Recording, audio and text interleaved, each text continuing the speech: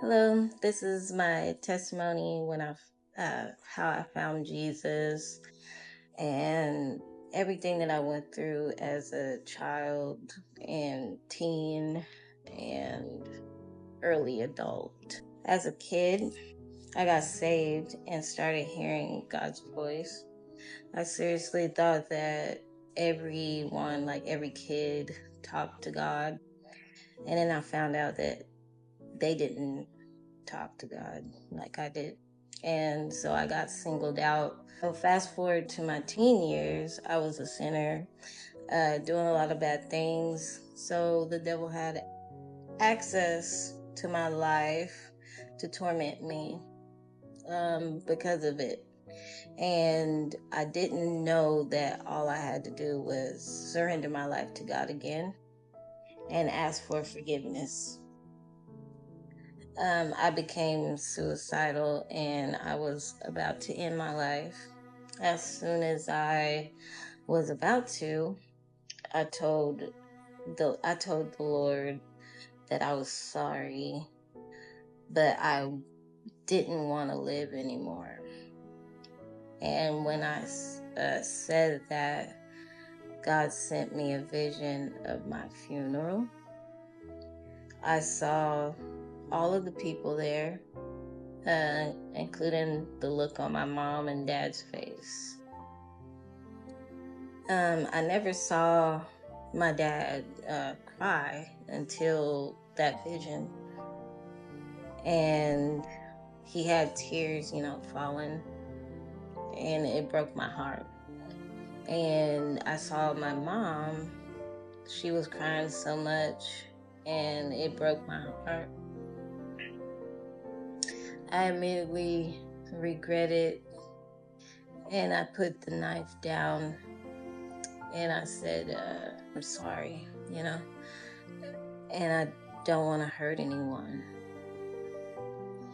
I never wanted to do that ever again after that vision that I had. The devil wasn't done tormenting me at all.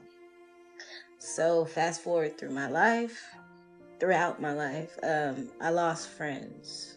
I had horrible relationships, abusive ones too.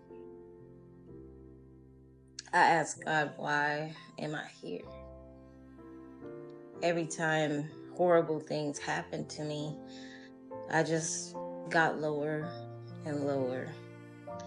There was a good thing that came out of it. I started seeking God more.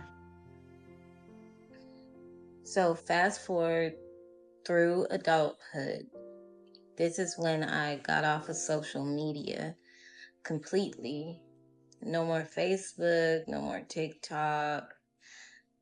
And I ended up getting on YouTube. Um, and I just looked for anyone that talked about God because that's what I was seeking for. I wasn't equipped with the Bible yet. Well, there's my Bible right here. Now I am, but I wasn't equipped with it yet. So I end up following the wrong group of people. They gave out a date of Jesus' return, and I believed it. After I realized they were false, I asked Jesus what to do. He told me to unsubscribe to everyone on YouTube, but keep Troy Black and listen to him. So I kept listening to him every day, and one day he brought up Joseph Z. And I asked the Lord if it was okay to look him up. He said yes. So this is what I'm going to say about everything. Is like when I was a kid, I talked to God a lot. And then in my teen years, the reason why I was going through so much torment and everything is because I wasn't talking to him and asking him anything. And then fast forward all the way to adulthood, I started talking to him again. And this was what was leading me to getting out of the torment that I was in. But all I had to do was talk to him. That's all I had to do. All I had to do was pray. And I didn't quite get that in my teen years. I didn't get none of it. I didn't understand that. So back to Joseph Z. The video that changed my thinking.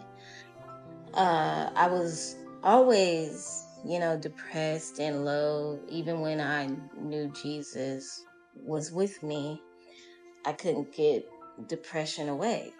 And so I clicked on a video of Joseph Z. His daughter, Allie, said, Jesus loves you, and there is nothing you could do to make him stop. And I got very emotional because I knew this message was for me and many others that is dealing with depression. Joseph started talking about equipping yourself with the Bible. Read it until it starts talking back to you. Luke chapter 12, verse 22 through 24. And I'm going to go ahead and change it to that real quick. Okay. So it says, then turning to his disciples, Jesus said, that is why I tell you not to worry about everyday life, whether you have enough food to eat or enough clothes to wear. For life is more than food, and your body more than clothing. Look at the ravens. They don't plant or harvest or store up food in barns, for God feeds them. And you are far more valuable to him than any birds. And so for me, God is teaching me that worrying about what people think of me was leading me into depression. So I end up buying a book from Troy Black called Stop Worrying. And I read his book, and then I also read the Bible.